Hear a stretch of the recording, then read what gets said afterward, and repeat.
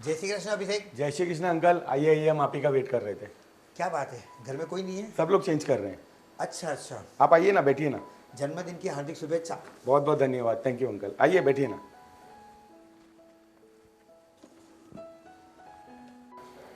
Uncle, आज hotel में जाने का प्रोग्राम है, आपको हमारे साथ आना ही पड़ेगा। नहीं नहीं, मैं नहीं आऊँगा। तुम्हें तो पता है ना, मैं शुद्ध शाकाहारी हूँ। तो क्या हुआ अंकल, आपको जो खाना है आप वो खा लेना। नहीं बेटा, मैं नॉनवेज होटल में नहीं जाता हूँ। वहाँ चम्मच कढ़ाई सब एक ही होता है, वो मुझे नहीं चलता है। मेरा धर्म भ्रष्ट हो जाता है। अंकल, दुनिया में आए तो खाने का पीने का मौज करने का। खाने का पीने का सही है, लेकिन क्या खाना और क्या नहीं खाना ये तो हमारे हाथ में है ना। अंकल, आप जिंदगी का मजा नहीं लेते हो। जिंदगी का मतलब भी जानते हो? मतलब मैं समझा नहीं। मैं तुम्हें समझाता हूँ। याद है तुम्हारे बेटे की उंगली दरवाजे में फंस गई थी, जरा सा खून निकला था, कितना दर्द हुआ था तुम्हें? हाँ अंकल, मैं अपने बेटे से जान से भी ज़्यादा प्यार करता हूँ। उसे जरा से भी खरोच आ जाए मुझसे बर्दाश्त नहीं होता। अगर उसे कोई काट डाले तो कितना गुस्सा आएगा? गुस्सा? मेरे बेटे को कोई हाथ तो लगावे, मैं उसे जान से मार डालूंगा। अब ये सोचो, उस बेजुबान जानवर को कितना दर्द होता होगा। वो भी तो किसी का बच्चा है।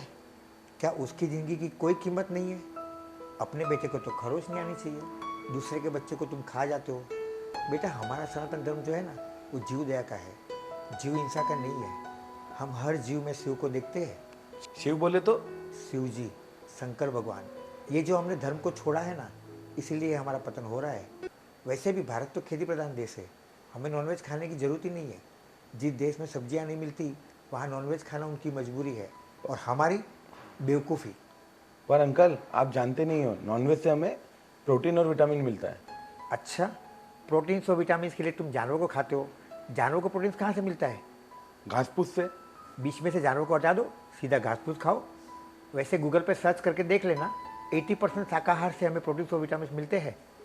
मांसाहार एक तामसी आहार है, जिसके सेवन करने से हमारे शरीर में विकृति पैदा होती है, और जानवर खाने वाले का दिमाग जानवर जैसा हो जाता है। क्या अंकल, आप कुछ भी बोलते हो।